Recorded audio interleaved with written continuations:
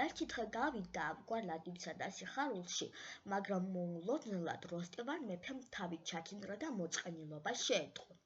დავა და ცილობა დაიწყეს ვლადიმერმა იმის თაობაზე, თუ რა სჭირდა მეფეს. სუფრის თავში მნახველთა თვალის დამატყუებელი პირმზე ავთანდილი იჯდა. მხედართ მთავარი, სიჩაუქი, სიმართითა და სიმკუცხლით განთქმული, ლომვე-ფხვის დასადარი. მასთანვე იჯდა მოხუცი ვეზირი სოგრატი. ორივე შეაწუხა მეფის მოწყენილობა. მათ ვერ გაიგეს, თუ რას უნდა დაენახულებინა როსტევანი, რომლის საწყენი იმ დღეს სასახლეში გამართულ იმზე არავის ჩაუდენია. ავთანდილმა სთხოვა სოგრატს ეკითხათ მეფისთვის მომწყენის მიზეზი, ხუმრობით, ლაღობით და როსტევანსაც რატომ უნდა გაეწყვილებინა ისინი? აღდგნენ სოგრატი და ტანწერწე და ავთანდილი, ავსებული ჭიქებით მიუახლოვდნენ მეფეს. მუხლი მოიყარეს მის წინაშე პირმცინარეებმა.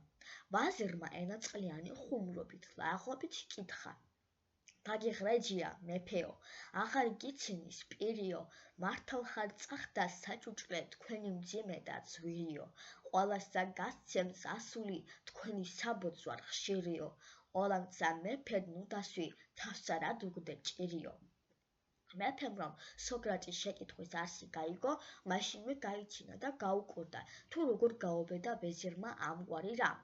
თუმცა მადლობა გადაუხადა ამგვარი შენიშვნისთვის და მისთვის საიმედოდ კეთილგანწყობით ელაპარაკა. აუხსნა, რომ ტყუილი იყო მისი სიძუნწის ამბავი. ქალიშვილის სიუხვე მას სულებით არ აწუხებდა. როსტევანს ნახველი მოეძალა იმის გამო, რომ იგი მოხუცად გრძნობდა თავს. სიბერე მოახლოებული იყო და სიცოცხლის მეტი ნაწილი უკვე გაალია. მის სამეფოში კი კაცი არ ეგულებოდა, რომელსაც როსტევანისაგან სარაინდო საქმენი ექნებოდა ნასწავლი და შათვისებული. ერთადერთი სათუთად გაზრდილი ქალიშვილი ჰყავდა. ღმერთმა ძიარუბოძა და როსტევანი ცითმენდა საწუთროს, ამ უსამართლობას, რომელიც მეფეს ემსგავსებოდა ან მშობლოსნობით, ან ბურთაობით. ამ მხრივ მეფე როსტევანს ცოტათი გავდა ავთანდილი, რადგან იგი მისი გაზრდილი იყო. რაინდი მეფის საუბარს მშვიდად ისმენდა. თავმოდელკებმა გაიჩინა და უფრო დამშვენდა ამ დროს, რადგან მისმა თეთრმა კბილებმა ნათელი მოჰფინა ირგვლივ. მეფემ ჰკითხა ავთანდილს სიცილის მიზეზი და გაუკვირდა აგრეთვე, თუ რატომ შეერწყვა დგულყმას მეფის ქებისა. შემდეგ კვლავ გაომგზავრა როსტევანმა ამირბარს შეკითხვა, თუ რატომ გაიჩინა ავთანდილმა. რა ნახა სასაცილო მეფის შეკითხვაში? ამირბარმა მეფეს პატიების წინასწარი დასტური, ფარმანის თხოვა. თან დასძინა, რომ ისი ნათქვამი მეფეს თავხედობაში, კარიერებაში არ ჩამოერთმია. როსტევანმა თინათინის მზე დაიფიცა. ავთანდილს საწყანიც რომ ეთქვა, მაინც არ იწყენდა. მხოლოდ ამის შემდეგ შეჰკადრა მეფეს ავთანდილმა, რომ როსტევანის კვეხნა მშვილდოსნობაში პირველობის თაობაზე უსაფუძვლო იყო, ვიდრე მეფე ამას იტყო და დაფიქრება სჯობდა. მიწაცა თქვენია ავთანდილ, თქვენს წინა მშვილდოს სანია, ნაძლევი დავდვათ მოვასხნეთ, მოწმათ თქვენივე ყმანია. მოასპარეზეთ ვინ გასო, ცუდნი გაუკუთქმანია, გარდამწყვეტელი მისიცა, ბურთი და მოედანია. ავთანდილმა მეფეს ჰკადრა, რომ ის როსტევანის ფეხთან მტვერი ბრძანებელ მშვილდოსნობაში არ ჩამოუვარდებოდა. ნიცლავი დაედოთ, შეეკრიბათ ვასალები, ქვეშევრდომები მოწმეებად. ამაო ნათქვამი იყო, რომ მოასპარეზეთ ვაჟკაცურ საქმეთა აღმასრულებლად, როსტევანს ტოლფარდი რაინდი არ ეგულებოდა. ამის დამამტკიცებელი ბურთი და მოედანია. ავთანდილის საუბრით გახალისებული მეფე უფრო გამხიარულდა. სიცილით უთხრა ავთანდილს, თუ როგორ გაუბედა მან როსტევანს ამგვარი შეცილება, იერიშის მიტანა. თუმცა მან ალბათ იცოდა, რომ როსტევანი არ უწყენდა საყვარელ გაზრდილს. თუ კი გაიმარჯვებდა ავთანდილი, მისი ბედი მართლაც ანატრალი იქნებოდა.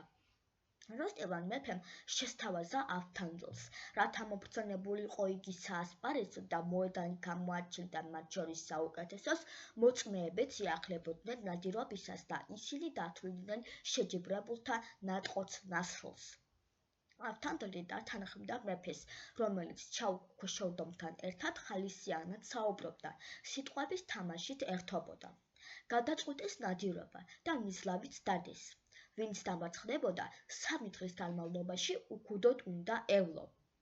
ავთანდილიცა და მორჩილდა, საუბარი გარდასწყვიდეს, იცინოდეს ყმაწვილობდეს, საყვარლად და კარგად ზნიდეს, ნაძლევიცა გააჩინეს, ამა პირსა დაასკვნიდეს, ვინცა იყო ზუარესი, თავშიშველი სამ დღეს ვლიდეს.